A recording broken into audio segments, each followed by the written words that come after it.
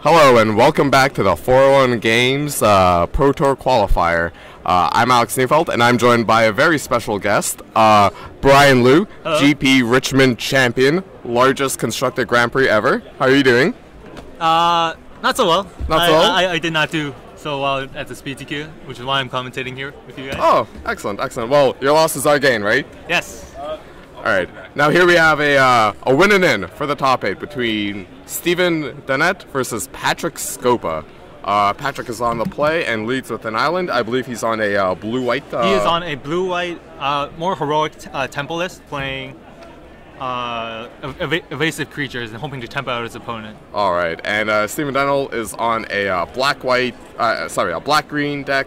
More mid-rangey, a bit like the deck Brian was playing earlier today, but I think his overall card quality is just a little lower. It doesn't have all the excellent rare base removal. So, surprisingly, Patrick Scopa does not have the 2-drop. Yeah. The aggressive deck. Yeah, and man, Painter's just entered the board. This is going to put Patrick under a lot of pressure. He's going to have to deal with this really quickly, or else I think the card advantage might get out of control. So, now that is the Oresco Sun Guide. Yeah. That I would guess he just drew that since he did not play that on turn 2. Yeah, that makes a lot of sense. It allows him to trade with the Painseer if he attacks. Yeah, so I think Steve looking for a way to push through with his Painseer. Is that a Pericus cure? And that is a way to push through. And he doesn't have the Triton tactics. The camera shakes a bit over that exchange. Amazing, amazing plays. So, alright. Surprisingly, Stephen Dennett, the not blue-white tempo player, is getting aggressive and actually just has more of a board presence than Patrick Scopa. Yeah, like this is not the sight you'd expect from his deck, but that's magic for you. The life totals right now are 22 for Steve and 18 for Patrick. He's gonna need something really good. Ooh, Heliod's Emissary. That is very good 3/3. Yeah, so let's see what he flips here. Swamp.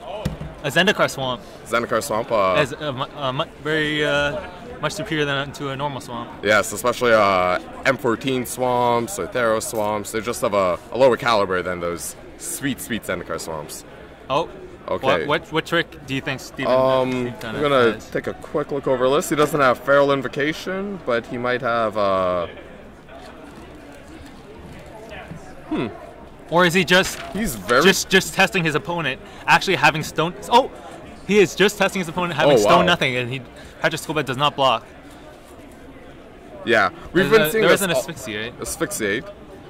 So he definitely has a trick. I'm having a hard time finding it, but because there's no reason he wouldn't have played asphyxiate.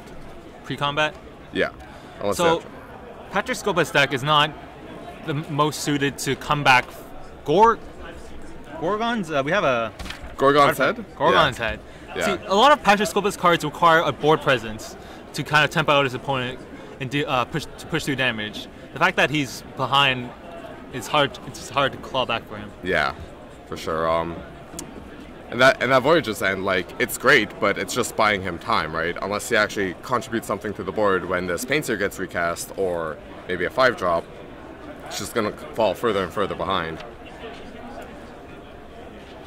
Now, Patrick Scopa is leaving 3 mana up.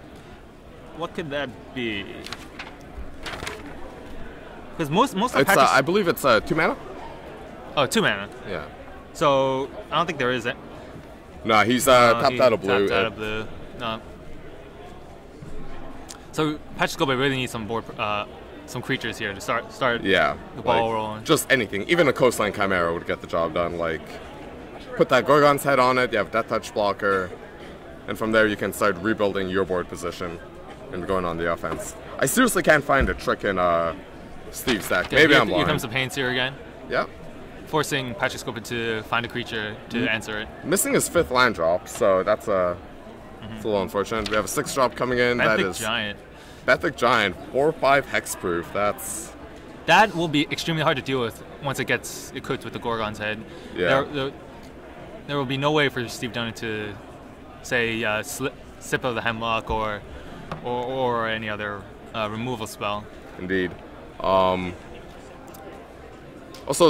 as you brought up earlier, he has a lot of bestow cards and ways to power up his. Oh, and there's a way to start pressuring Scopa's life total. Yeah. Unfortunately, I do not think Scopa can get aggressive here with this Benthic Giant. I do not think. Unless he has another creature in his hand, yeah, it's. Yeah. The life totals are currently 23 Steve Dunnett and Patrick Scopa's at 15. And this is surprising. The Pain Seer opponent has more life. Yeah, that's pretty awkward. All right, let's see what Patrick has. And there's an Oracle's Insight on the Benthic Giant. Yeah. Which will help Patrick Scopa claw into the better claw back into the game. Yeah, it looks like he's about to stabilize here. Like, Steve's gonna have to get something done real quick. Like, he might need to draw his 5th land. He might be missing out on, say, double green or. Oh no, but now it feels like a little too little, a little too late. The longer this game goes, obviously Patrick Scopa is going to outdraw his opponent. Yeah, that Oracle's Insight can take over games if given enough time. And there isn't any easy way for Steve Dunnett to deal with this. Green-Black does have tricks to pump your guys, but that would be his only way to deal with it. Something even like Noble Query. Pretty good card, right? He can just activate Oracle's Insight in response and make it so Benthic Giant can't block it. Like, it's... It forces Steve Dunnett to get aggressive, but it's really difficult to deal with a 4 or 5 hexproof. Yeah, especially when you're stuck on 4 lands, right? Like, it's not like you can get an SNS in play, keep making lands, threaten a monstrous or tricks or whatever. There aren't many things that can deal with 5 toughness in this format. Oh, we get a Grizzly transformation. So So Steve Dunnett can now keep up with the Oracle's Insight of Patrick Scopa. Now that gives it a +2, +1, and Intimidate? Just Intimidate, I believe. Oh, just Intimidate? And it draws you a card. Excellent, yeah. So it's one of those, the many cyclers in Theros. Unfortunately, still missing his 5th land drop. That's... Well, with the Pain Seer, I'd imagine they would start clearing out. If he's lucky, he'll be able to dig to it, then... Yeah, so that attack for 4 knocks Patrick Scopa down to 11. Oh, Patrick Scopa actually doing this on his main phase. He no longer needs to block can block the Pain Seer, so he does this on his main phase. Probably either to make a land drop or just to search for answers to this Pain Seer. Yeah, or the Blood Toll Harpier, just to get any type of blocker in play, really. Like, well, he's probably looking for either an island for a double blue source or some way to bounce the Pain Seer. Yeah, for sure. To get that Grizzly transformation off of it. Nyxborn bestowing onto the Benthic Giant. Now, what do you think of making that giant even larger instead of playing the Shieldmate as a creature? It's a fine play if you think the game's going to get to a point where it's an Erebos Emissary. Steve's deploying bigger creatures, but like right now it's just really not relevant at all. I personally would prefer an extra creature rather than the Benthic Giant already trades with everything I would think Steve Dunnett has, especially when you already have the Gorgon's Head. You can equip the next Shield with the Gorgon's Head. Yeah, if I wonder why he's keeping 4 mana open. Maybe he's representing a Sudden Storm or something. But Patrick Scopa does have Excoriate and Sorcery, so that does not show. Yeah. So maybe he's representing a Divine Verdict. Yeah. Well, one thing we've been seeing throughout this day is like keeping open mana just presents so many options for your opponent. So this is gonna swing the card advantage way into Steven Dunnett's side. Yeah, and he already has a full grip, right? He just needs to start getting lands. Right, so again, Steven is not challenged in any way by Patrick Scopa. The fact that Oracle's Insight is on the Benthic Giant would encourage me to not bestow the next one Shieldmate onto it. Yeah, Sports Days, like, Steve's been having problems to get his man developed, but like Patrick just has apparently been drawing lands and a lot of low impact cards. Patrick Scopa needs to get aggressive here. Well, I guess that's a 5th land right there. You gotta do what you gotta do. Yeah. I mean, I don't think Patrick Scopa is in any condition to start attacking. Mm-hmm. He's got to use his Oracle's Insight in order to. So, he's not attacking with Pain Seer. I think he's playing around breaching Hippocamp. How does it has intimidate? He might be falsely playing around it, or just a Divine Verdict. Yeah, he might be waiting for him to tap low before he gets another hit in. I mean, without the Pain Seer and the Grizzly transformation, it's very difficult for Steven to keep up with Patrick Scopa's card advantage. Yeah. So again, Patrick Scopa's trying to look for answers. Maybe one of his Sudden Storm, Sea God's Revenge would be amazing. Sea God's Revenge, yeah, would completely turn this game around. But Patrick Scopa needs, instead of going tall, he needs to go wide. Yeah, I agree. He's got to start actually drawing creatures and putting them into play, or more relevant removal or something, right? Like.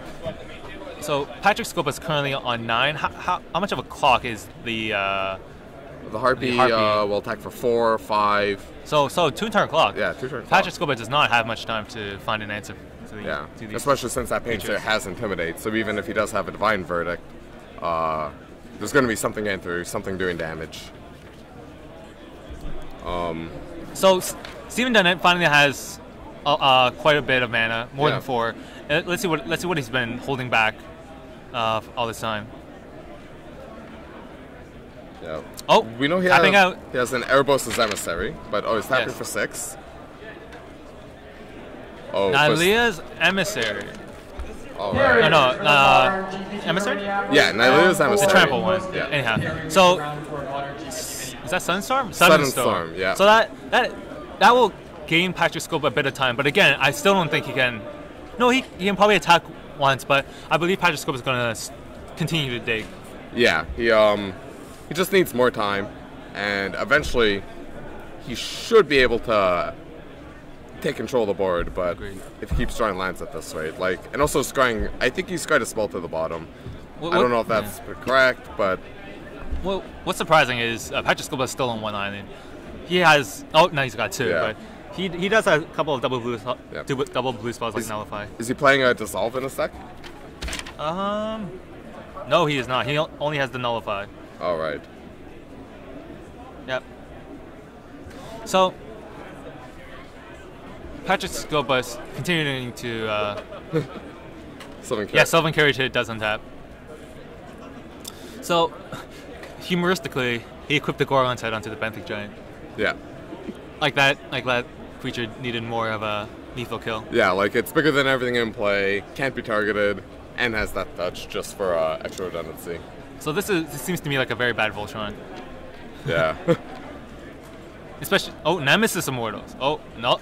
So he has been waiting for that double blue for that Nullify, as we thought. Indeed. And I believe Patrick Scopa, he has no hand. Yeah. Even with all the Oracle's Insight. Yeah, he's been making his land drops and putting do-nothing cards in play. Oh, he's got something big. Menomai. Ooh. So... Now, this sadly might be relegated to a Chump Blocker detail, depending on the contents of Steven's hand. Yes. Because that Bloodtoll Harpy right now is a 6-powered flyer, and the Pain Seer has 2 on it, so it won't take much to push us over the edge. Unfortunately, he does have to Chump Block.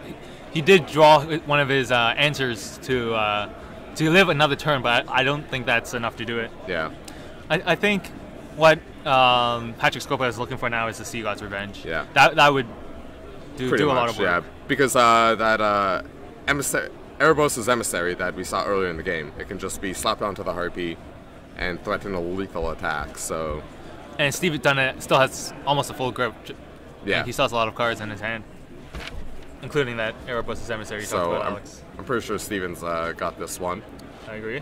Unless Patrick may go for a main fate. It's probably better to wait until your opponent's turn for him to go for that kill, but if he gets lucky, he might be able to hit a Voyage's End. Let's see what he reveals. Forest. A very nice Zendikar Forest. Mm-hmm. All matching art. Steve Dunnett. And let's see if he goes for Erebos' Emissary or... Well, there really isn't a... Patrick Scopa has no cards in hand, so there is no trick. Yeah. So Steve Dunnett... Yeah, the coast is clear. The coast is clear. But again, Oracle's Insight might... True. Yield something off the top. He might be scared of another Voyage's End. Yeah. But it's Unfortunately, Patrick Scopa only has 1. Oh, let's see what Oh, did he get That there? does look like a spell since he's pondering about it. But unfortunately, Seagod's Revenge would do a lot of work here. It would. He didn't go for the Erebos' Emissary. I don't know how I feel about that. Maybe he has another. He wants to go wide and just swarm Yeah. Pachyskopa instead of going tall, because It's hard in this format because there's just so many things to play around and interact with. Like, oh, Pachyskopa keeps it, so this means that he has an answer to these onboard threats from Steven Dunnett. Oh, Sip of Hemlock clears the way. This is why he did not have the bestow the Erebos Emissary, and Pachyskopa scoops cracks this. in for lethal. And that is the game. All right. So Pachyskopa probably. Oh, sorry.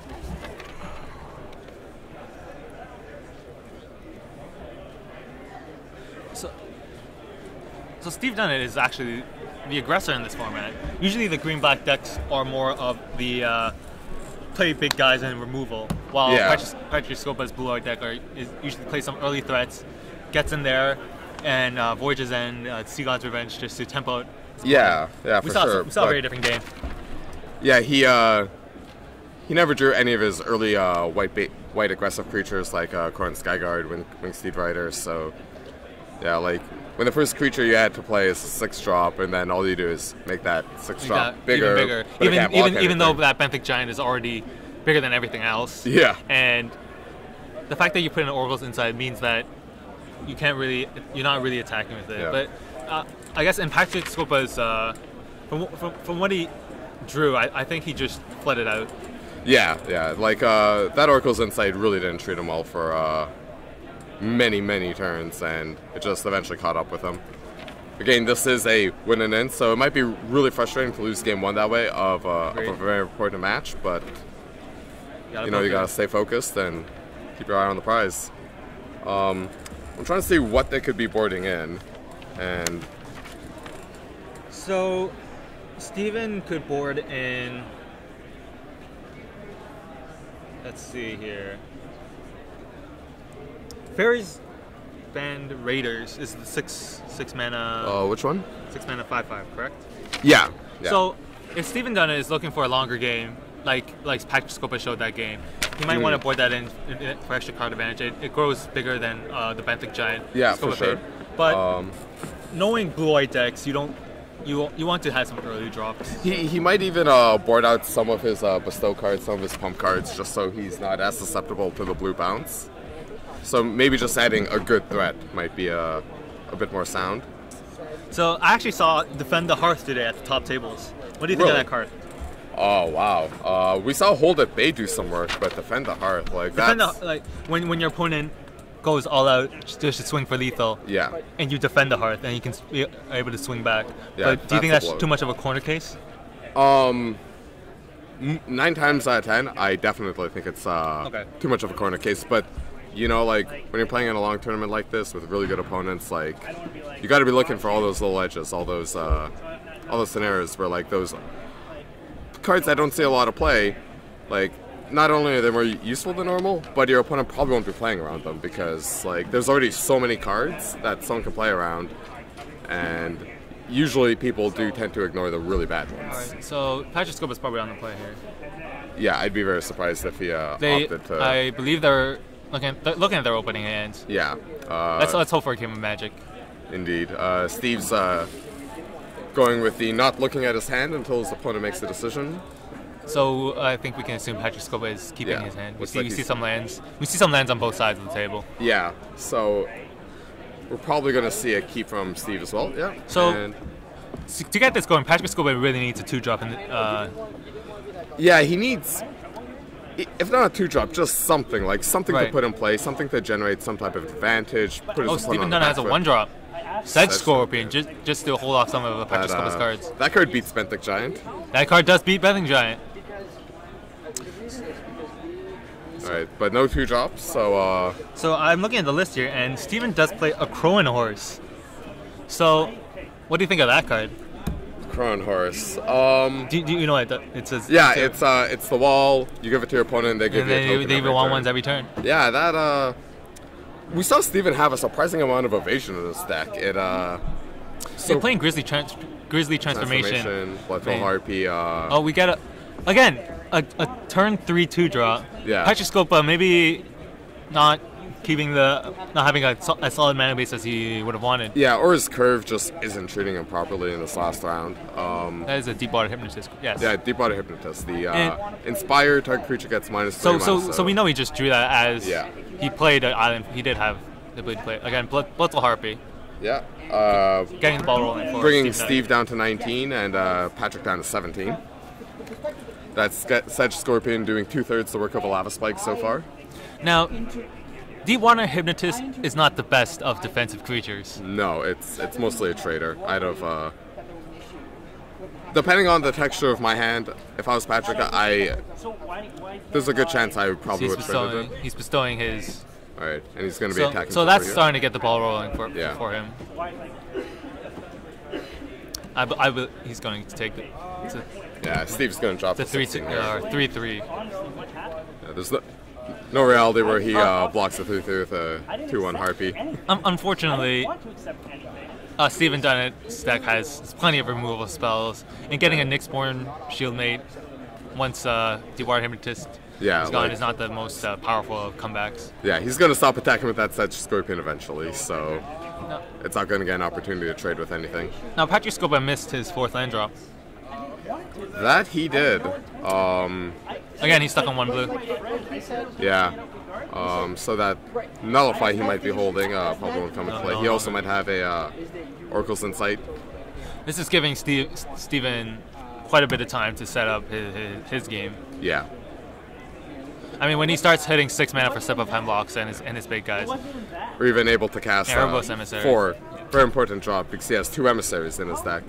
And both are high quality creatures. The Erebos Emissary is the target of the Deep Water Hypnotist, so it is a 0/3 currently. But yeah. Do you think Patrick Scopa is going to attack into this? I think I think he would just need to discard 2 creatures in order to trade. Indeed. I do not think that's a good trade. I don't think it's a good trade either. I don't know Patrick's plan. It's really hard to tell because we can't see his cards. If he thinks he's going to win this game by racing, you probably almost always do attack just because it's really hard to make a block in this format when you're tapped out against open mana. But on the flip side, if Patrick wants to be defensive, he probably wants to keep his Hypnotist back, keep his mana open, and offer a trade with Erebos' Emissary or plays a Nimbus Naiad.